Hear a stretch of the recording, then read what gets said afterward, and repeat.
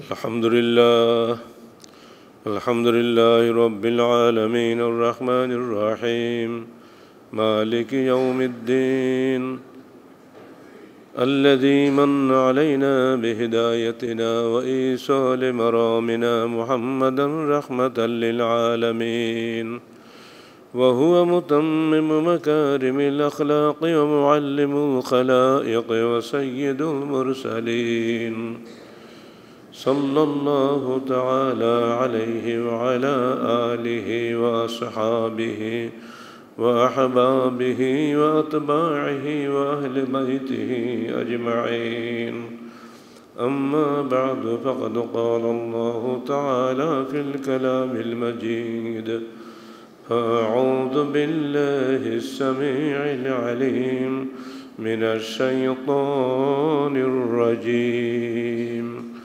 بسم الله الرحمن الرحيم يا أيها الذين آمنوا كتب عليكم الصيام كما كتب على الذين من قبلكم لعلكم تتقون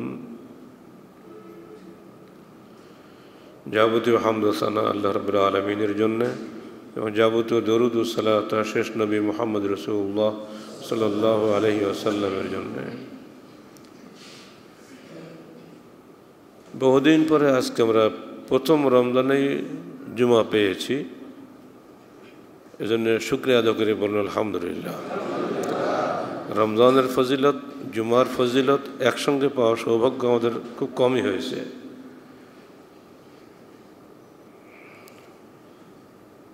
আজকে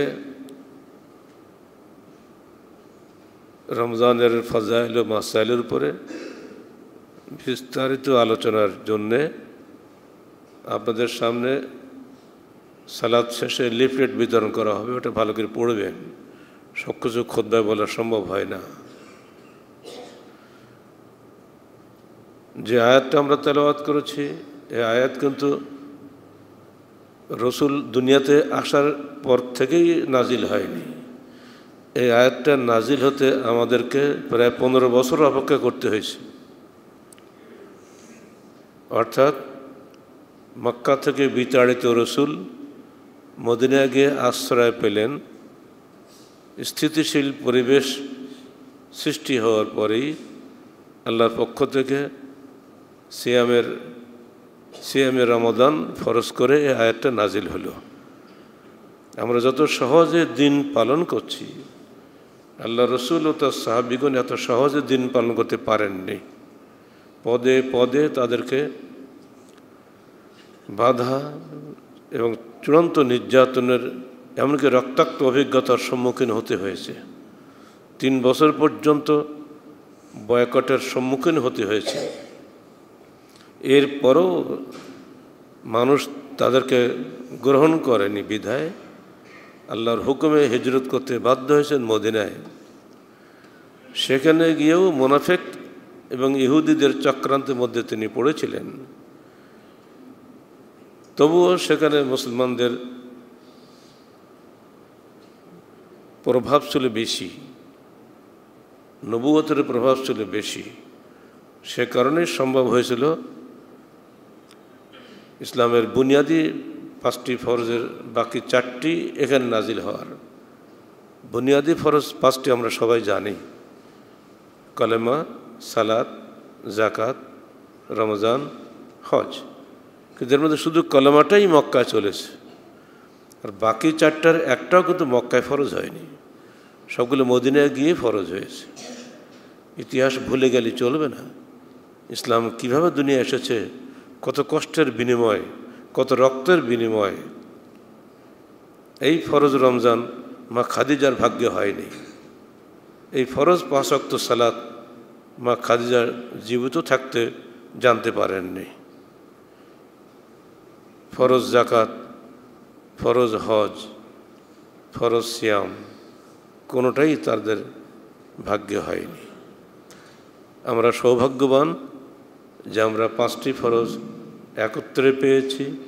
সিয়ামের, রমজানের ফরজ আজ থেকে শুরু করতে পেরেছি। আবারও বলি আলহামদুলিল্লাহ।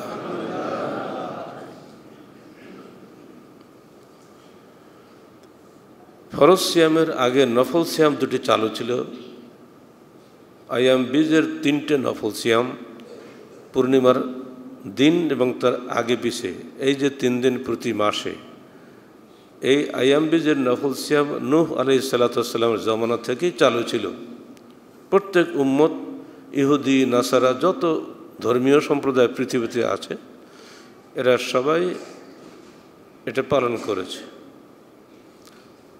এরপরে মূসা আলাইহিস সালাম যখন ফিরআউনের হাত থেকে মুক্তি পেলেন এবং তার সামনেই সে যুগের শ্রেষ্ঠ ইসলাম আল্লাহ বিরোধী সম্রাট ফিরআউন ডুবে মরেছে দলবল সহ, এই দৃশ্য দেখে শুকরিয়া আদায় করে মূসা আলাইহিস সালাম ওই দিন 10ই মুহররম ছিল, উনি সিয়াম রেখেছিলেন।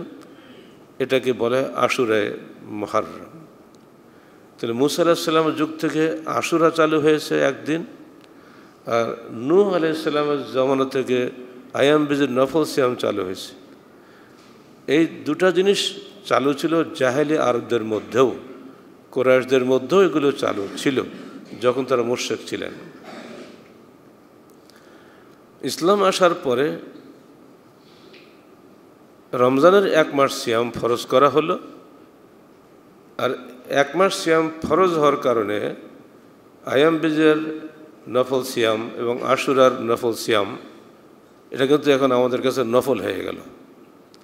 আগে কিন্তু এটা নিয়মিত পালিত হতো। মুশরিকরা যে জিনিসটা পালন করে, বিষয়টা কত বেশি প্রচলিত ছিল এটা দিয়ে বুঝতে পারা যায়।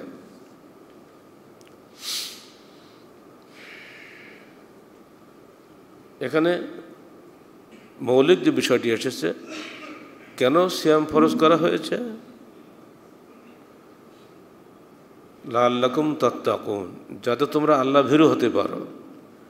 এর মধ্যে একটা বিষয় ফুটে ওঠে, এই যে মানুষ যখনই আল্লাহর আনুগত্য ছেড়ে শয়তানের আনুগত্যে চলে যায়, তখনই সে যত অন্যায় অপকর্ম করে। আর যখনই শয়তানের দাসত্ব ছেড়ে আল্লাহর দাসত্বে ফিরে আসে, তখনই সে তওবা করে, সৎকর্ম করে, যাতে সে আল্লাহ ভীরু হয়। আল্লাহ ভীরু হলে সে নিঃসন্দেহে আল্লাহর দাসত্ব করবে। এজন্য রমজানের এই 1 মাস মুসলমানদের উপরে ফরজ করা হয়েছে।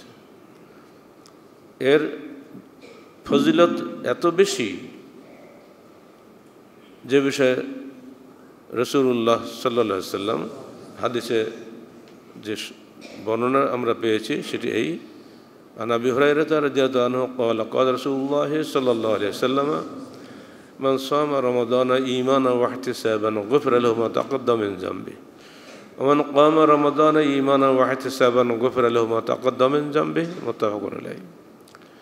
যে ব্যক্তি রমজানের সিয়াম পালন করল ঈমানদারির সাথে এবং সওয়াবের আকাঙ্ক্ষা নিয়ে, তার বিগত সকল গুনাহ ক্ষমা করা হলো।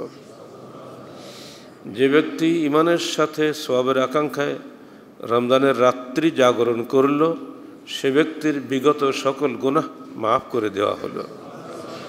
একটি হাদিসই সম্ভবত যথেষ্ট আমাদের জন্য, কিন্তু এই হাদিসটা নিঃশর্ত নয়, দুটি শর্ত আছে। ঈমানের সাথে সওয়াবের আকাঙ্ক্ষা নিয়ে, লোক দেখানোর উদ্দেশ্যে বা ট্র্যাডিশনাল অভ্যাসগত কারণে আমরা সিয়াম যদি রাখি এবং কিয়াম করি, যদি আকাঙ্ক্ষা না থাকে সওয়াবের, তাহলে ওই সিয়াম ও কিয়াম কোনোটাই কাজে লাগবে না। অতএব শর্ত পূরণ হলেই তবে ফলাফল পাওয়া যাবে। বিষয়টি মনে রাখতে হবে, পূর্ণ ঈমানের সাথে, যে আমি আল্লাহ পাকের বিধান মানব, আল্লাহর উপরে বিশ্বাস পুরোপুরি রাখব, তার দাসত্ব করব, এই ঈমান থাকতে হবে। সেই সঙ্গে তার নিকট থেকে সওয়াব আকাঙ্ক্ষা করতে হবে। আকাঙ্ক্ষাবিহীন কোনো সিয়াম ও কিয়াম কাজে লাগবে না। পরে আয়াতে আল্লাহ পাক বলছেন, ওয়ালাল্লাযীনা ইউতীকুনাহু ফিদয়াতুন তুআমু মিসকিন। আল্লাহ মসলা বয়ান করেছেন যারা সিয়াম রাখতে কষ্ট বোধ করবে তারা একটা মিসকিনকে খাওয়াবে। ফামান তাতাওয়া খায়রান ফাহুয়া খায়রুল লাহু, যে ব্যক্তি আরও বেশি দান করতে চায় সেটা তার জন্য উত্তম হবে। ওয়া আন তাসুমু খায়রুল লাকুম, তবে সিয়াম রাখাটাই তোমাদের জন্য উত্তম হবে। ইন কুনতুম তা'লামুন, যদি তোমরা বুঝো। আমাদের মার্কাজে অনেকে ফিদিয়া পাঠিয়েছেন, অনেকে টেলিফোন করে আমাদের কাছে জানতে চেষ্টা করছেন। আসলে এখন যে যুগ পড়েছে যান্ত্রিক সভ্যতা, যুবক মানুষ আজকে সুন্দর টকবকে নওজোয়ান, গাড়ি অ্যাক্সিডেন্টে পরের দিন সে ঘর পোড়ো হয়ে আসে। সে সিয়াম রাখতে পারবে কিনা সন্দেহ। এতই অবস্থা আজকে হচ্ছে, পঙ্গু সভ্যতা বলবো আমরা এটাকে। এটা কোনো উন্নত সভ্যতা নয়। রাস্তায় যেভাবে চলছে মানুষ এখন, এখানে মানুষের আর জীবনের কোনো নিশ্চয়তা নেই। যখন তখন যে কোনো অবস্থায় মানুষ পড়ে থাকছে, যে কোনোভাবেই হোক না কেন। যদি আপনি অক্ষম বলে নিজেকে মনে করেন, তাহলে আপনাকে একটা ফিদিয়া দিতে হবে। যদি আপনার তৌফিকে কুলায়, সিকি সা করে দিতে হয় একটা মিসকিনকে। 1 সা 2.5 কেজি, তার সিকি করলে হাফ কেজি, একবার একটু বেশি হয়। 2.5 কেজির সিকি করলে যেটা হয় বুঝতে পারছেন, হাফ কেজির একটু বেশি হয় বোধ হয়। তো মাসে গিয়ে 20 কেজি চাল, শুধু চাল তো মানুষে খায় না, তার সঙ্গে তো আরও কিছু খাওয়া লাগে। এজন্য মানুষ এখন গ্রামাঞ্চলে অনেক গরিব মানুষ পাচ্ছে, কিন্তু সে সিয়াম রাখে না। তাকে দিয়ে কী হবে? বাধ্যই এখন মার্কাজে ফোন করছে, যার পরে এতিমখানা আছে, আমার পক্ষ থেকে একটা এতিমের দায়িত্ব আমি নিচ্ছি। আমরা এখানে এতিম 3000 টাকা মাসে নেই। একটা এতিমের পিছনে খরচ হয় 3000 টাকা। অনেকে 2,500 টাকা আগের রেট মনে করেছেন, চিরদিন যে এক রেট থাকে না। আর আমাদের ব্যবসায়ী ভাইরা যে কী মুসলমান আল্লাহ ভালো জানে। রমজান সামনে পেলেই শকুন যেরকম মরা গরু খুঁজি বেড়ায় কোথায় মূল্য, ব্যবসায়ী তো রমজানের আশায় থাকে ওই সময় যে দাম বাড়াবো। এরা যদি জান্নাত পায়, তাহলে জান্নাতের বাদ যাবে কারা? এই সমস্ত লোকদের কারণে, অসৎ ব্যবসায়ীদের কারণে মানুষের জীবনে নাবিশ্বাস হয়ে যাচ্ছে। ফলে একটা এতিমকে 1 মাস খাওয়াতে গেলে, আর এখন আগের মতো 2,500 টাকা হচ্ছে না। এখন আমরা গত 5-6 মাস আগে থেকেই 3,000 টাকা করে বলে দিয়েছি সবাইকে। এতিমও পাচ্ছে না, কিন্তু এতিম পেলেও সালাত নেই। অনেক মহিলা আছে গরিব, সালাত পড়ে না, ঘুরে বেড়ায় ভোমো করে। এসব তো হবে না।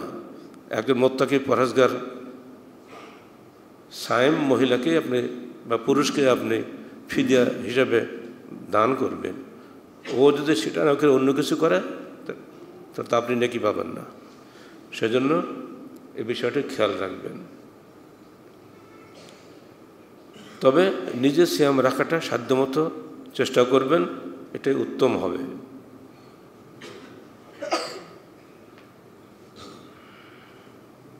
عن أبي هريرة رضي الله عنه قال قال رسول الله صلى الله عليه وسلم كل عمل ابن آدم يضاعف الحسنة بعشر أمثالها إلى 700 ضعف। বনু আদমের প্রত্যেক নেক আমল 10 গুণ থেকে 700 গুণ পর্যন্ত নেকি প্রাপ্ত হয়। প্রত্যেক নেক আমলের সওয়াব আপনি পাবেন 10 গুণ থেকে 700 গুণ পর্যন্ত, আপনার আন্তরিকতার উপরে ভিত্তি করে, আপনার ইমানদারির উপরে ভিত্তি করে। যিনি যে বিশ্বাস নিয়ে দান করবেন, আল্লাহ পাক তার অন্তরে খবর রাখেন, সেই হিসাবে আল্লাহ পাক তাকে নেকি বৃদ্ধি করে দিবেন। আল্লাহ বলছেন ইল্লা সওম, সওমের বিষয়টি বাদে। কারণ ফাইন্নাহু লি ওয়া আনা আজজি বিহি, কারণ সওম মানুষ রাখে আমার জন্য এবং আমি নিজ হাতে তাকে প্রতিদান দিব, পুরস্কার দিব। বাস, এর আর কিছু বলা লাগে না। 10 গুণ 700 গুণের বিষয়টা সওমের ক্ষেত্রে নাই। এই বিষয়টি আল্লাহর নিজস্ব। সে সারাদিন খানাপিনা এবং যৌনাচার থেকে বিরত থাকে আমার ভয়। সে কখনো গোপনে বাথরুমে যেয়ে এক গ্লাস পানি পান করে না। এই যে আল্লাহ ভীতি, আল্লাহ বলছেন আমার জন্য ভয় করে, এটা মানুষের ভয় সে করে না। তো যে আল্লাহর ভয়ে সে এই কাজটা করে, আমি নিজ হাতে তাকে অভূত পুরস্কার দেব, 10 গুণ 700 গুণ নয়। অতএব বান্দা পূর্ণ ইমানদারের সাথে সিয়াম রাখুন এবং সওয়াবের আকাঙ্ক্ষা নিয়ে সিয়াম রাখুন, কিয়াম করুন, তাতেই নেকির পাল্লা ভারী হবে। লিসাইমে ফারাহাতান, সায়েমের জন্য দুটো খুশির মুহূর্ত রয়েছে। ফারহাতুন ইনদা ফিতরিহি, ফারহাতুন ইনদা লিকাই রব্বিহি। ইফতারের সময় একটা খুশির সময়, আর আল্লাহর সঙ্গে দিদার কালে আরেকটি খুশির সময়। এটা বলে দেওয়া হচ্ছে সায়েম আল্লাহর ইচ্ছায় জান্নাতি হবে, জান্নাতি হলে সে আল্লাহর দিদার লাভে ধন্য হবে। মান কান ইয়ারজু লিকা রাব্বি ফালইআমাল আমালান সালিহান ওয়ালা ইউশরিক বিইবাদাতি রাব্বিহি আহাদা। আল্লাহ বলছেন, যদি কেউ তার প্রতিপালকের দিদার কামনা করে, সেজন্য দুনিয়া থেকে দুটি কাজ করে আসে। এক, সে সৎকর্ম করবে এবং আল্লাহর ইবাদতের সময় কাউকে শরিক করবে না, রিয়া করবে না। দুটি শর্ত পূর্ণ হলে আল্লাহ পাক তার সাক্ষাৎ দান করবেন আমাদেরকে। সৎকর্ম বলতে সেটাকেই বোঝায় যে কর্ম কোরআন ও সহিহ সম্মত, শরীয়ত অনুমোদিত নেক আমলটাকেই ইসলামের দৃষ্টিতে আমলে সালেহ বা সৎকর্ম বলা হয়। আর রিয়া মুক্ত সৎকর্মই আল্লাহর কাছে গৃহীত হয়, যেখানে আল্লাহর সঙ্গে কাউকে শরিক করা হয় না। 3 নম্বর হলো আসিয়াম ও জুন্নাতুন। এই একই হাদিসে আল্লাহ রসুল বলছেন, সিয়ামটা হচ্ছে ঢালের মতো। ঢাল কি? ঢাল যেমন মানুষকে শত্রু থেকে রক্ষা করে, সিয়াম তেমনি মানুষকে অসৎকর্ম থেকে রক্ষা করে। ওয়াইজা কানা সাওমু আহাদিকুম ফালা ইয়ারফুস ওয়ালা ইয়াসখাব। যদি কেউ সিয়াম রাখে, সে যেন কোনো রকম অশ্লীল কর্ম না করে এবং বাজে বকাবকি না করে। যদি কেউ তাকে মারতে আসে, লড়াই করতে আসে, সে যেন বলে ইন্নী ইমরাউন সাইম, আমি একজন সায়েম। এরপরও যদি সে তোমাকে মারে, তুমি তাকে পাল্টা মার দিও না, বরং সেই পিছিয়ে যাবে অথবা সে ইহকাল পরকাল দুটি হারাবে। অতএব সাবধান। এই হাদিসে 3টে কথা এসেছে। এক হলো এই ফজিলতের কথা, সিয়াম রাখলে 10 গুণ থেকে 700 গুণ নাকি পাবেন। আর যেহেতু এটা আল্লাহর জন্য রাখা হচ্ছে, এখানে তার চাইতে অনেক অনেক গুণ বেশি পাবেন। 2 নম্বর, দুটো হলো খুশির মুহূর্ত, একটা ইফতারের সময় আর একটা আল্লাহর সঙ্গে দিদার কালে। আল্লাহ পাক আমাদের সবাইকে যেন আল্লাহর সঙ্গে দিদার লাভের সৌভাগ্য দান করেন। 3 নম্বর হলো সিয়াম ঢালের হিসাবে কাজ করবে। যাবতীয় অন্যায় অপকর্ম, যাবতীয় মিথ্যা এবং যাবতীয় অমানবিক আচরণ থেকে সিয়াম যদি আপনাকে রক্ষা করে, তাহলে বুঝবেন হ্যাঁ, আপনি সত্যিকার অর্থে সায়েম। এখানে গিয়ে বেশ কিছু কথা থাকবে। ঢাল কিসের থেকে হবে? যাবতীয় অন্যায় থেকে ঢাল হবে, এই কথাটাই আমরা বলছি এখানে। একটু ব্যাখ্যা হাদিস থেকে আমাদের আনা ভালো। আমরা ইফতার করব মাগরিবের সময়। এখানে যে আমরা যদি আল্লাহ এবং তার রসুলের অবাধ্যতা করি, তাহলে কিন্তু সিয়াম ঢাল হলো না।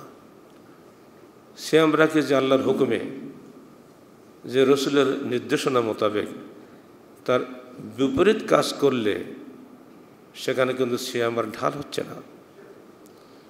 আপনারা সবাই হাদিসটা জানেন যে সূর্যাস্তের সাথে সাথে ইফতার করতে হয়। কিন্তু সূর্যাস্তের 3 মিনিট পরে আপনি ইফতার করলেন, আপনি কার সুন্নত অনুসরণ করলেন? সূর্য সারা পৃথিবীতে একই সঙ্গে অস্ত যায় না, এটা আমরা সবাই জানি। ঢাকায় একসময় অস্ত যায়, রাজশাহীতে একসময় অস্ত যায়, কমপক্ষে 5 মিনিট 8 মিনিট কম বেশি তো আছেই।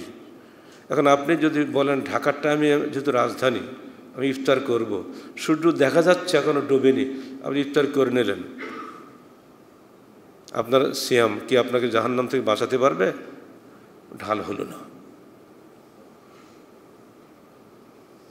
এবারে আপনি ইফতার খাবেন, একেবারে প্লেট ভরা, বাজারের সবচেয়ে মূল্যবান খানাপিনাগুলো আপনার টেবিলে সাজানো আছে।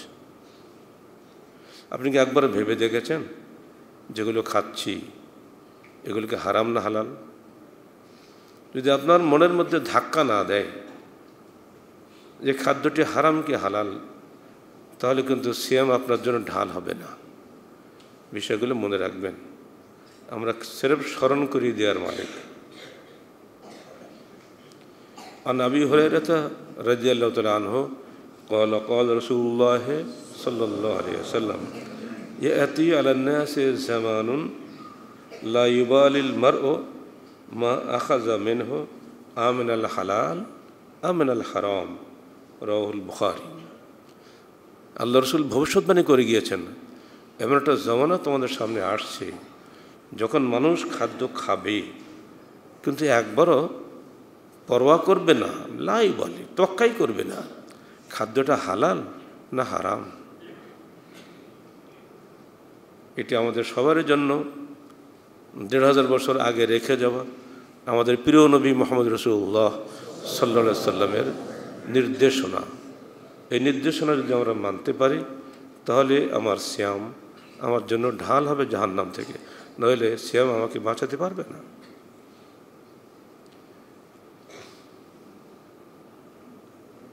তিনি আরও সুন্দর ব্যাখ্যা দিচ্ছেন অন্য হাদিসে। আন আবি হুরায়রা রাদিয়াল্লাহু তাআলা আনহু قال قال رسول الله صلى الله عليه وسلم إن الله طيب لا يقبل الله إلا الطيب। আল্লাহ পাক নিজে পবিত্র, তিনি পবিত্র বস্তু ভিন্ন কবুল করেন না। এবারে আল্লাহ পাক বলছেন আমি তোমাকে বলছি সেই বস্তুটি যেটি আমি অন্য রসুলদেরকেও বলেছি। কি সেটা? ইয়া আইয়ুহার রসুল কুলু মিনাত তাইয়্যিবাতি ওয়া আমালু সালিহা, সূরা মুমিনুন ৫২ আয়াত। আল্লাহ পাক তার রসুলকে, শেষ নবীকে বলছেন অন্যান্য রসুলদেরকে আমি যা বলেছি সেটা আমি তোমাকে শোনাচ্ছি। কি সেটা? ইয়া আইয়ুহার রসুল, হে রসুলগণ, কুলু মিনাত তাইয়্যিবাত, তোমরা পবিত্র খাদ্য ভক্ষণ করো, ও আমালু সালিহা, এবং সৎকর্ম সম্পাদন করো।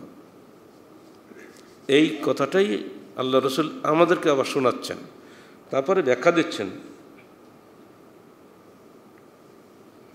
সুম্মা যাকারা রাজুলা ইউতিলু সফর আশআসা ওয়া আকবারা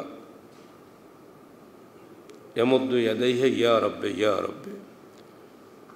তোমরা এমন একটি মানুষ সম্পর্কে চিন্তা করো যে মানুষটি লম্বা সফর করে এসেছে, মাথার চুলগুলো উস্কো খুস্কো, দেহে ধুলাবালি মেখে আছে, অতঃপর সে আল্লাহর কাছে দু হাত উঠিয়েছে, এলা সামা, আসমানের দিকে হাত উঠিয়ে বলছে ইয়া রব্বে ইয়া রব্বে, হে আমার প্রতিপালক, হে আমার প্রতিপালক।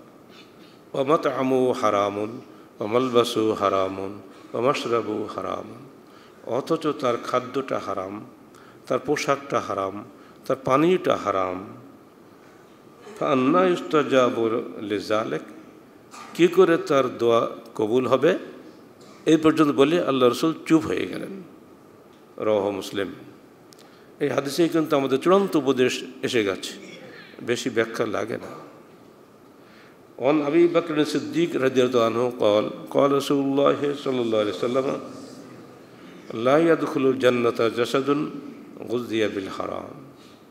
রাসূলুল্লাহ সাল্লাল্লাহু আলাইহি ওয়াসাল্লাম ইরশাদ করছেন, ওই দেহ কখনোই জান্নাতে প্রবেশ করবে না যে দেহ হারাম খাদ্য দ্বারা পরিপুষ্টি লাভ করেছে। রাবি কিন্তু এমন মানুষ যিনি আল্লাহ রসুলের পরে পৃথিবীর শ্রেষ্ঠ মানুষ।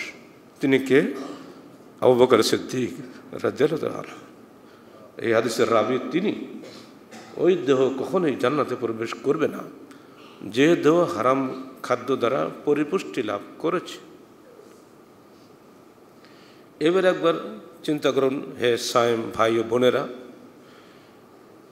যারা আপনারা সুদি কারবার করেন, সুদি ব্যবসা করেন, দয়া করে আল্লাহকে ভয় করুন। কারণ এই আয়াতের শুরুতে বলা হচ্ছে তাকওয়া হাসিলের জন্যই কিন্তু সিয়াম এসেছে। পত্রিকায় মাঝে মধ্যে রাজশাহীর আড়ানির খবর আসে, ওই গ্রামটাই দাদন ব্যবসায়ীর গ্রাম। লাখ টাকা নিয়ে কোটি টাকা দিয়েও শোধ হয় না, আগে একদিন বলেছিলাম। ফলে তারা গ্রাম ছেড়ে পালিয়েছে, গ্রামে দাদন ব্যবসায়ীদের অত্যাচারে। গ্রামে গ্রামে চলছে দাদন ব্যবসা। ব্যাংকে তো সুদ আছে কিছু কম, কিন্তু গ্রামের এই সুদখোর মহাজনদের ঠেকাবে কি? সরকার নিজে যেহেতু সুদের পক্ষে, তো এদের বিরুদ্ধে কোনো আইন চলে না। সাবধান, যদি আপনারা মুসলমান হন আল্লাহকে ভয় করুন, জাহান্নাম থেকে বাঁচার চেষ্টা করুন। আপনার এই ট্র্যাডিশনাল সিয়াম আপনার জন্য ঢাল হবে না, আপনাকে জাহান্নামের আগুন থেকে বাঁচাবে না। সুদখোরের দেহ কোশ্চেনকালে জাহান্নাম যেতে পারে না। সুদের হিসাব লেখা, সুদের সাক্ষী হওয়া, সব কিছুই হারাম। সুদের পরিণতি হচ্ছে নিঃস্বতা, সুদের পরিণতি হলো জাহান্নাম। সারা পৃথিবী এখন সুদে ভুগছে। কিছু লোক আঙুল ফুলে কলা গাছ হচ্ছে, কিছু লোক না খেয়ে মরছে। 3 দিন আগে আপনার পত্রিকা দেখেন নাই, সাতকানিয়াতে KSRM কোম্পানি, যাদের স্টিলের কারবার, তারা সেখানে ইফতার সামগ্রী বিতরণ করার জন্য মানুষজন ডেকেছিলেন। প্রতি বছর তারা নাকি এটা করেন, 1000-10 করে লোক হয়। এবার সেখানে 35,000 নারী পুরুষ জমা হয়েছে। তিনি বলছেন আমরা কল্পনাই করি না যে এত মানুষ আসবে। আমরা ধারণা করেছিলাম উন্নয়নের দশক চলছে, বাংলাদেশ এখন স্বল্পোন্নত থেকে উন্নয়নশীলের উত্তরণ করেছে, সারা দেশে আনন্দ মিছিল হলো। ভাবছিল বোধহয় গরমে গরিব মানুষ বোধহয় আর নাই। কিন্তু নাই বলতে 10,000 থেকে 35,000 উঠে যাবে 1 বছরে, এটা তাদের কল্পনারও বাইরে ছিল। হিট স্ট্রোকে, প্রচণ্ড গরমে 10 জন ওখানেই নিহত, আর বাকি প্রায় 200-র মতো আহত। কোম্পানি বাধ্যই পরের দিন পত্রিকা দিয়েছে প্রত্যেক নিহত ব্যক্তির জন্য 3 লক্ষ টাকা এবং তার পরিবার থেকে একজনকে চাকরি আমরা দিব। প্রত্যেক আহত ব্যক্তি যাবতীয় চিকিৎসা ব্যয় আমরা গ্রহণ করলাম। সরকার লাগেনি, তারাই বলে দিয়েছে। কিন্তু যে মানুষগুলো চলে গেল, সে জীবনগুলো কি আর ফিরে আসবে? 3 লাখ টাকা দিয়ে তার উত্তরাধিকারীদেরকে হয়তো সান্ত্বনা দেওয়া যাবে, কিন্তু তারা যাকে হারালো তাকে তো কখনোই পাবে না। যে সন্তান যার মা হারিয়েছে, মায়ের কোনো বিনিময় হয় না। যে ছেলে তার বাপ হারিয়েছে, বাপের কোনো বিনিময় হয় না। কেন? ধনীরা যদি এমনি করে লোক জমা করে প্রদর্শনী করে খাদ্য সামগ্রী বিতরণ না করে গোপনে দান করতেন, তাহলে কি এই মানুষগুলি মরত? ইসলামের প্রতিটি বিধান মানুষের জন্য কল্যাণকর। পরিষ্কার বলা হয়েছে যে ব্যক্তি লোক দেখানো কাজ করে তার আল্লাহর কাজ কবুল হয় না। জাকাত যারা দেন ঠিক তারা একই অবস্থায় করেন। রমজানের শেষ দিকে গিয়ে জাকাত দিবেন, পদদলিত হয়ে কত মানুষ যে মরবে তার ঠিক নাই। বেদাতে আলমদের ফতোয়ার কারণে কুলখানের মজলিসে চট্টগ্রামের মৃত সাবেক মেয়র মহিউদ্দিনের কুলখানিতে কত লোক মরল আপনারা তো সবাই জানেন। কী জন্য গিয়েছে? সেখানে খেতে গিয়েছে। কই মুরগি তো এরকম ভিড়ে মরে না, গরু ছাগল কখনো ভিড়ে মরে না, তাদেরকে তো খাওয়ার জন্য আপনারা কোনো চেষ্টাও করেন না। পাখিগুলো সকালে বাসা থেকে ওঠে ক্ষুধার্ত অবস্থায়, সন্ধ্যায় ফিরে এসে পেট ভরে তারা তো কখনো মিছিল করে না সরকারের কাছে, হে সরকার, এদেশে আমরা এত লক্ষ লক্ষ পশু পাখি আছি, আমাদের খাওয়ার ব্যবস্থা তুমি করো। তাদেরকে কে খাওয়ায়? অথচ এই সর্বোন্নত আশ্রয় মখলুকাত সৃষ্টির সেরা মানুষ খাওয়ার জন্য এমনি করে পাগলের মতো ভিড় করে। এদের মনুষ্যত্ব কোথায়? এদের শ্রেষ্ঠত্ব কিসে? এগুলো একবার চিন্তা করুন। যারা এগুলো করছেন তাদের জাকাতও কবুল হয় না, ইফতারিও কবুল হয় না। আবার যারা এগুলো দৌড়াচ্ছেন তাদেরকেও বলবো, আল্লাহর কাছে রুজি চান, বান্দার কাছে যাবেন না। ইন্নাল্লাহ হুয়া রাজ্জাক যুল কুওয়াতিল মাতিন। আল্লাহ হচ্ছেন রাজ্জাক, রুজিদাতা, তিনি সর্বশক্তিমান। তাকে বাদ দিয়ে আপনারা বান্দার কাছে ছুটছেন কেন? এর মধ্যে একটা মৌলিক কারণ আছে। অতি লোভ মানুষকে ধ্বংস করে দেয়। লোভে পাপ, পাপে মৃত্যু, যে একটা কথা আছে না। পাশেই দেখছি বিশাল 5 তলা বিল্ডিং করছে আমার ভাই, অথচ আমি নিঃস্ব, ধৈর্য ধারণ করা যায় না। এজন্য ওই ভাইটা যত রকম অন্যায় অপকর্ম করে, বন্ধকি ব্যবসা করে। আপনাদের মধ্যে যেন এটা মনে থাকে ভালো করে, সুদখোর দাদন ব্যবসায় তো গেল, বন্ধকি ব্যবসা একদল আছে। মুসলমানরা এগুলো করছে, 1000 টাকা বা 10,000 টাকা একজনকে ঋণ দিচ্ছে, বিনিময়ে তার জমি বন্ধক রাখছে। এইবার সেই বন্ধকি জমি যতদিন সে ঋণ পরিশোধ করতে না পারবে ততদিন তার কাছে থাকবে, সে এটা ভোগ দখল করবে। বন্ধকি জমি মকবুল, আপনার নামে রেজিস্ট্রি থাকতে পারে, কিন্তু আপনি এটা ভোগ করতে পারেন না। যেমন 1000 টাকা ঋণ নিয়ে ঋণের বিনিময়ে 10 টাকা নিলে ওটা সুদ হয়, ঠিক 1000 টাকা বিনিময়ে জমি বন্ধক রাখলে ওটা ভোগ করে যেটা আপনি পাবেন সেটাও ঠিক অমনি করে সুদ, মানে কি আরও কড়া সুদ হবে। 1000-এ 10 টাকা তো সামান্য সুদ, আর এখানে পুরো ফসল করবেন। আগে তো একটা ফসল, এখন 2-3টা ফসল হয়, সম্পূর্ণ ফসল আপনি ভোগ করছেন। এমনি করে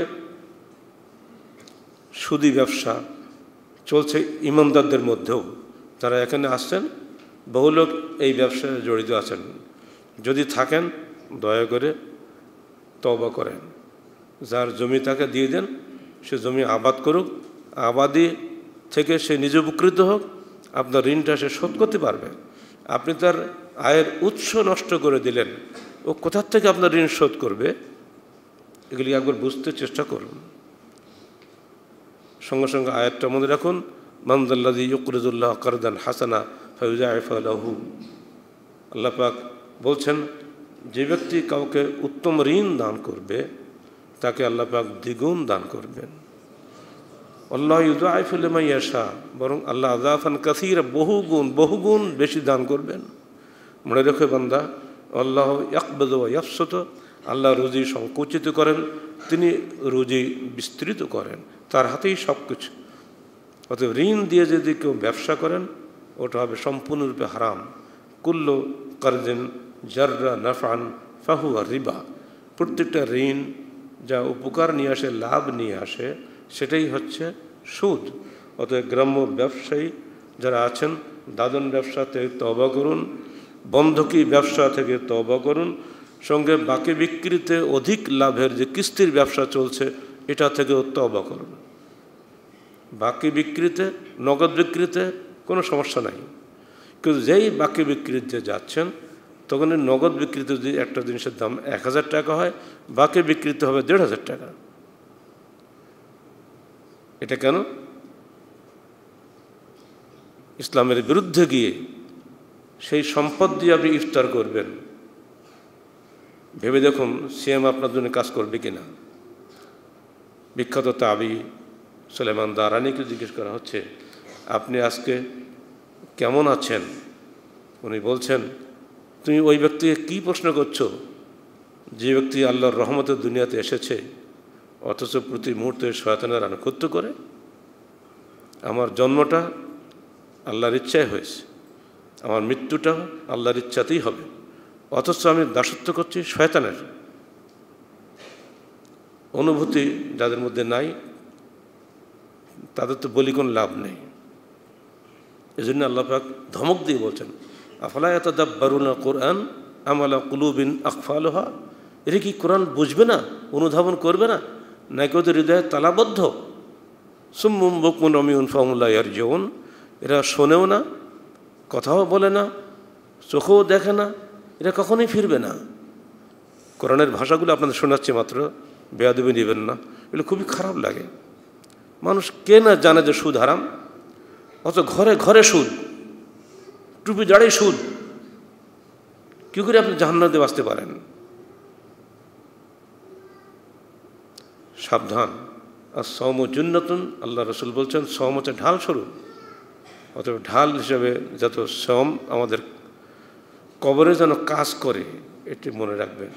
নইলে ওই হাদিসটা মাথায় রাখেন সবসময়, সবাই চলে আসবে, পরিবার চলে আসবে, মাল চলে আসবে, কবরে যখন শুরু হবে সওয়াল জবাব, তখনই কিন্তু এই মালটা, হারাম মালটা বিষধর সাপের মতো আপনার সামনে দাঁড়াবে, আপনার দুই চোয়াল চেপে ধরবে আর বলবে আনা মালুকা আনা কানজুকা, আমি তোমার মাল, আমি তোমার সঞ্চিত ধন। কোনো উপায় থাকবে না সেদিন। দুনিয়াতে খুবই আনন্দ করলেন, কিন্তু কবরে যাওয়ার সঙ্গে সঙ্গে শুরু হবে গজব, একেবারে চলবে কিয়ামত পর্যন্ত, আর তারপরে আবার যাবে জাহান্নামে। অত লাভটা কি? অল্প খান তাও ভালো, সুখে থাকেন ইহকালে পরকালে, কিন্তু বেশি খেয়ে, হারাম খেয়ে ইহকালে পরকাল ধ্বংস করার কোনো যুক্তি নাই। এই মাসে আপনাদের প্রতি নসিহত, হাদিসের এই এলেম বৃদ্ধি করুন। আল্লাহ পাক তার রসুলকে বলছেন অকুর রব্বে জিদনি ইলমা, তুমি আমার কাছে প্রার্থনা করো হে মোহাম্মদ, জিদনি ইলমা, তুমি আমার এলেম, হে আল্লাহ আপনি আমার এলেম বৃদ্ধি করুন। এবার আপনারা চিন্তা করুন, আল্লাহ রসুলের কি এলেম কম ছিল নাকি? তার কাছ থেকেই সারা দুনিয়ার লোক এলেম শিখছে, ও তাকেই হুকুম দিচ্ছেন আল্লাহ পাক, অকুর তুমি বলো রব্বে জিদনি ইলমা, হে আমার প্রতিপালক তুমি আমার এলেম বৃদ্ধি করো। তাহলে আমাদের উপায় কী হবে? আমরা কী লেখাপড়া জানি? ফাওকা কুল্লি জি ইলমিন আলিম, প্রত্যেক আলেমের উপরে, জ্ঞানীর উপরে জ্ঞানী আছে, এটা কোরআনের ভাষা। লা তাকফু মা লাইসা লাকা বিহি ইলমুন ইল্লা আস-সামআ ওয়াল বাসরা ওয়াল ফুআদা কুল্লু উলাইকা কানা আনহু মাসউলা, যে বিষয়ে তোমার এলেম নেই তার পিছিয়ে পড়ো না, মনে রেখে দিও ইন্না আস-সামআ ওয়াল বাসারা, তোমার কান, তোমার চোখ, ওয়াল ফুআদা তোমার হৃদয়, কুল্লু উলাইকা কানা আনহু মাসউলা, প্রতিটি বিষয়ে কিয়ামতের দিন জিজ্ঞাসিত হবে। অতএব ইলমের অহংকার করা সমস্ত পাপের মধ্যে বড় পাপ হলো এটা। আমরা অনেক কিছুই জানি না।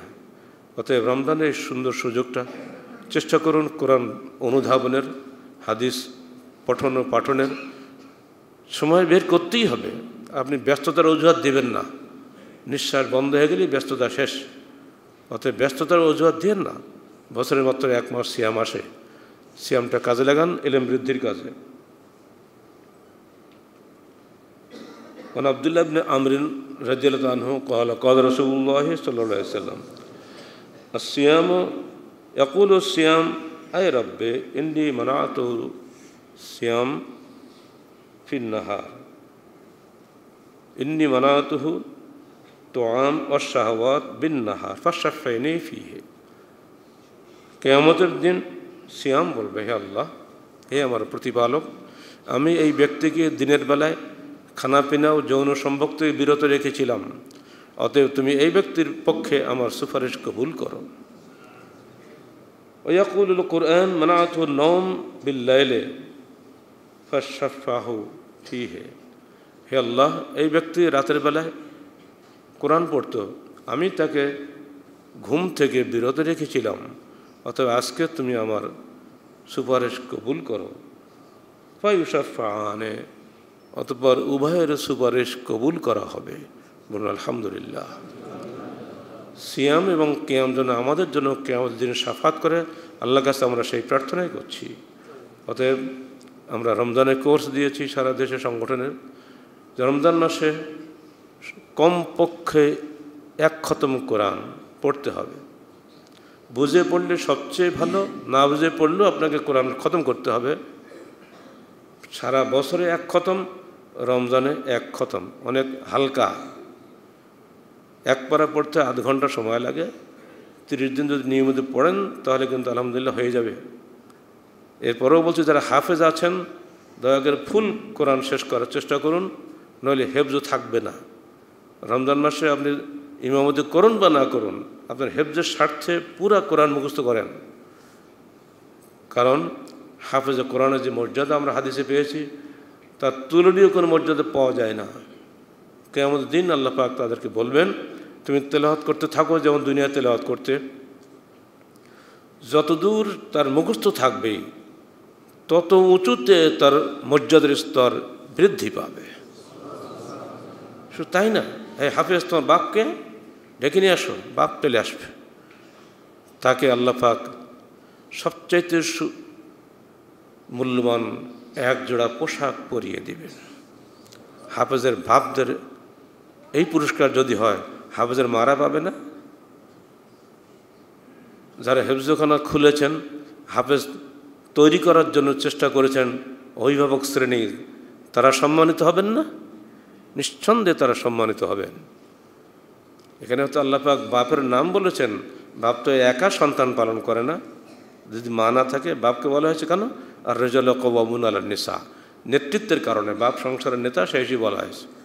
কিন্তু এর দ্বারা সবাইকে বোঝানো হয়।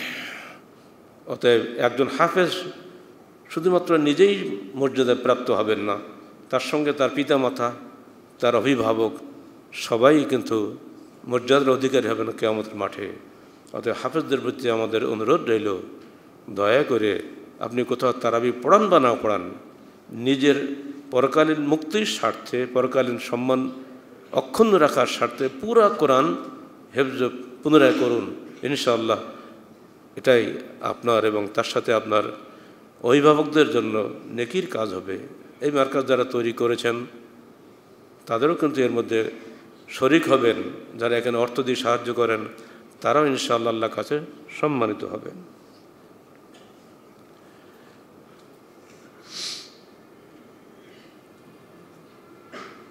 পরিশেষে আপনারা ইফতার মাহফিলের বিষয়গুলি প্রায় জানতে চান।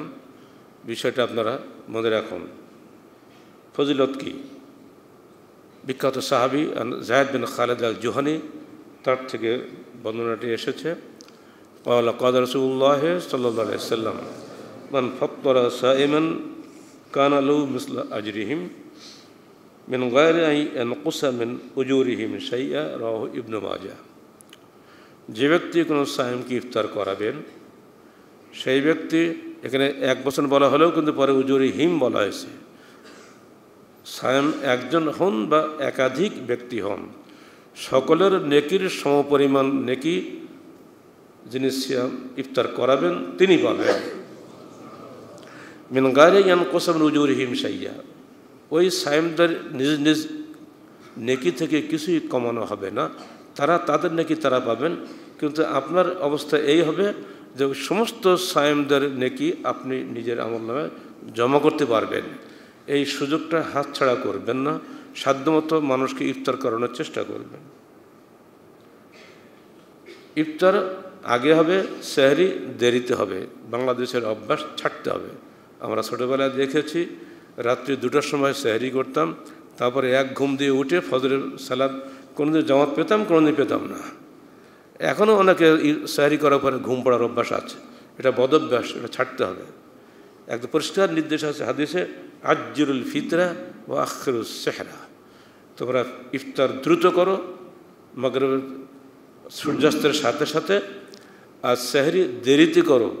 এমনকি বলা হয়েছে সেহরি করতে করতে যদি ফজরের আজান হয়ে যায় তথাপি খাদ্য রেখে দিও না, খাদ্যটা শেষ করো।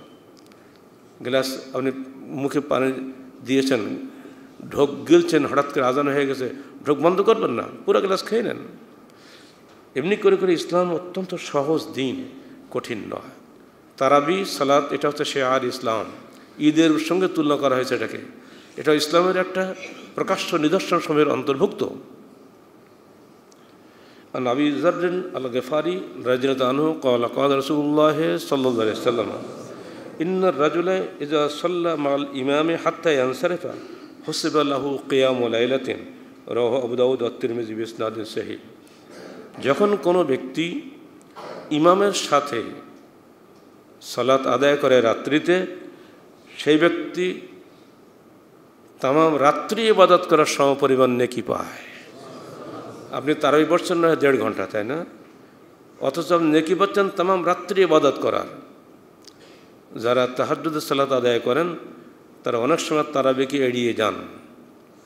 আমরাও তাহাজ্জুদের সালাত আদায় করি, কিন্তু রমজান মাসে তারাবি পড়ি, তাহাজ্জুদ পড়ি না। কারণ কোনো হাদিসে এরকম পাওয়া যায় না যে একই ব্যক্তি একই রাত্রে যে তারাবিও পড়বে তাহাজ্জুদও পড়বে, দুটি একসঙ্গে নাই। অতি পরহেজগারি দেখাতে গিয়ে যদি কেউ এটা করেন তিনি ভুল করবেন। যদি কেউ মক্কা শরীফের উদাহরণ দেন তাদেরকে বলবো মক্কা শরীফের যা কিছু আছে সব কিছু সঠিক নয়। সেখানে শেষ দশকে এদিকে 20 রাকাত পড়েন আর ওদিকে কিয়ামুল লাইল করেন, ওখানে আবার 11 রাকাত পড়েন। এদিকে বেদাত করে ওদিকে সুন্নত করে। এসব উল্টাপাল্টা করার পিছনে তাদের হয়তো কিছু রাজনীতি আছে। পরিষ্কার সহিদের বাইরে আমরা যেতে পারি না, এটা মনে রাখবেন। কিয়ামতের মাঠে শাফাত করবে আমাকে আমার রসুল, অন্য কেউ নন। অতএব তিনি যেটা করেছেন তাই করতে হবে। তার ঘরের স্ত্রী আয়েশা বলছেন, মা কানা ইয়াজিদ রাসূলুল্লাহ সাল্লাল্লাহু আলাইহি ওয়াসাল্লাম ফি রমাদান ও ফি গায়রিহি ইল্লা 11 রাকাতান। সমস্ত সহিহ গ্রন্থে হাদিসটা পাবেন। আমাদের সালাতুর রাসূলে আমরা 13টা হাদিস গ্রন্থের রেফারেন্স দিয়েছি। বুখারী, মুসলিম, তিনি সব জায়গায় পাবেন। মা আয়েশা সিদ্দিকা বলছেন, আল্লাহর রসুল রমজান বা রমজানের বাহিরে রাত্রি সালাত কখনোই 11 রাকাতের ঊর্ধ্বে পড়েননি। অথচ আমরা 20 রাকাত 23 রাকাত যার মতো পড়ে যাচ্ছি, যুক্তির শেষ নাই। পত্রে পড়ে দেখেন, তফসির পড়ে দেখেন, হাজারো যুক্তি একদিকে। অত যুক্তি বুদ্ধির মধ্যে আমরা ঢুকবো না। সহিহ হাদিস যেটা পাচ্ছি সেটাই আমল করাটাই আমাদের দায়িত্ব। কারণ আব্দুল্লাহ শাহরানি প্রখ্যাত হানাফি পণ্ডিত, বহু পূর্বেকার মানুষ, তিনি পরিষ্কার বলে গিয়েছেন, ইন্নাল মুস্তাহিদিনা কুল্লুহুম ইয়াহসুনা সাহাবাহুম আইয়া আমালু বিজাহিরিল কিতাবি ওয়াস সুন্নাহ ফাইজা রাআইতুম কালামুনা ইউখালিফু জাহিরিল কিতাবি ওয়াস সুন্নাহ ফা'মালু বিজাহিরিল কিতাবি ওয়াস সুন্নাহ ওয়াদরিবু কালামান আলাল হায়াত। মিজানুল কুবরা লিশারানি, বিখ্যাত গ্রন্থ, দিল্লি ছাপা, 1286 হিজরি, প্রথম খণ্ড 60 পৃষ্ঠা পড়ে দেখেন যদি কারোর ইচ্ছা থাকে। হানাফি পণ্ডিত হওয়া সত্ত্বেও তিনি এত সুন্দর প্রকাশ্য বক্তব্য দিয়ে গেছেন যা কল্পনাই করা যায় না। অথচ এই যুগের মুস্তাহিদ ফকি নামধারী লোকেরা নিজের মযহাব বাঁচানোর জন্য কীভাবে কালি কলম ব্যয় করছে।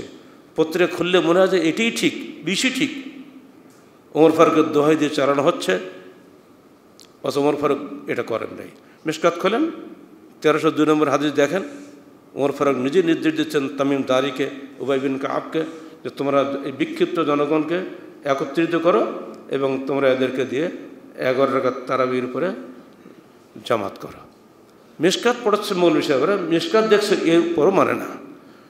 যে মানবে না তাকে কে ঠেকাবে? কে? আমাদের দায়িত্ব সেটা পৌঁছে দেওয়া, বাস। আর কিচ্ছু আমাদের কোনো দায়িত্ব নাই। যার যার জান্নাত তার, যার যার কবর তার। আল্লাহ রসুল কখনো 20 রাকাত পড়েননি, আমরা পড়ি না। এই নিয়ে মসজিদ দখল করা করে শুরু হয়েছে এখন, দেখছেন না? প্রায় 20 রাকাত না পড়লে তার চাকরি, ইমামের চাকরি চলে যাচ্ছে। সাবধান, বাড়াবাড়ি করবেন না। সহিহ হাদিসের বাইরে আমরা যেতে পারি না, কোনো মুসলমান যেতে পারে না।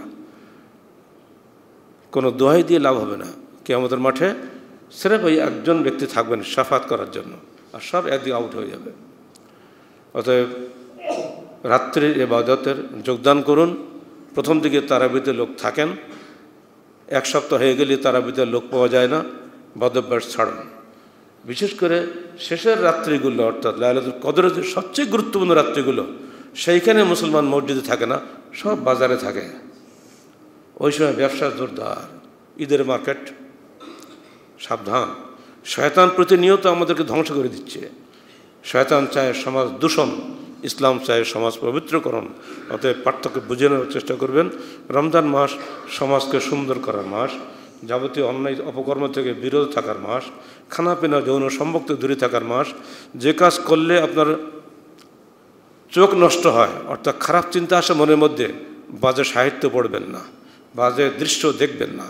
মোবাইল টিভি সব বাড়িতে বাড়িতে আছে, দয়া করে সাবধান থাকবেন নিজে এবং নিজের পরিবার। ঘরে তো কোনো মূর্তি প্রতিমা রাখবেন না।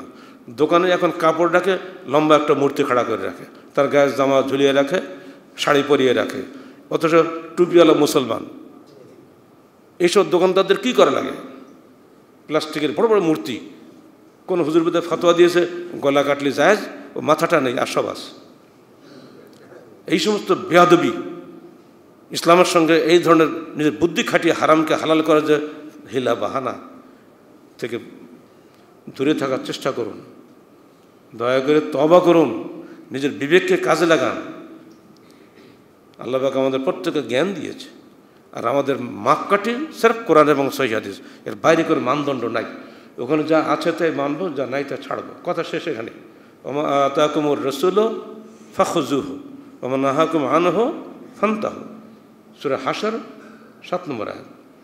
তোমাদেরকে আমার রাসূল যা নির্দেশ দেন তা গ্রহণ করো, যা নিষেধ করেন তা বর্জন করো। মাঝখানে এত ইমাম পীর ফকিয়া কী দরকার? এত আগে হাদিস পরিষ্কার আমাদের সামনে ছিল না, তখন দরকার ছিল। এখন সব পরিষ্কার হয়ে গেছে, সব বাংলা অনুবাদ প্রত্যেকে পড়তে পারেন। এখনও এত গোড়ামি কেন? আলেমদেরকে বললো দয়া করে গালিগালাজ বন্ধ করুন, অহংকার নষ্ট করুন, হাদিসের সামনে মাথা নত করুন না। মসজিদে মসজিদে মারামারি চলছে, আহলে হাদিস হলি তার রেহাই নেই। আহলে হাদিস মসজিদ ঘোষণা করলেই সেখানে হামলা, মসজিদ দখল, এই কারবার চলছে। আল্লাহ পাক আমাদের সবাইকে রমজান মাসের সম্মানে সত্যিকার অর্থে নিজেকে যাবতীয় হারাম থেকে বিরত থাকার তৌফিক দান করুন। রমজানের এই সিয়াম যেন আমাদের জন্য কিয়ামতের দিন জুন্নাহ ঢাল হিসেবে আমাদেরকে জাহান্নামের আগুন থেকে রক্ষা করতে পারে, সেইভাবে সঠিকভাবে সুষ্ঠু সুন্দরভাবে সিয়াম রাখার তৌফিক আল্লাহ তুমি আমাদেরকে দান করো। আমিন। আকুলু কওলি হাযা আস্তাগফিরুল্লাহ লি ওয়া লাকুম ওয়া লিসাইরিল মুসলিমিন।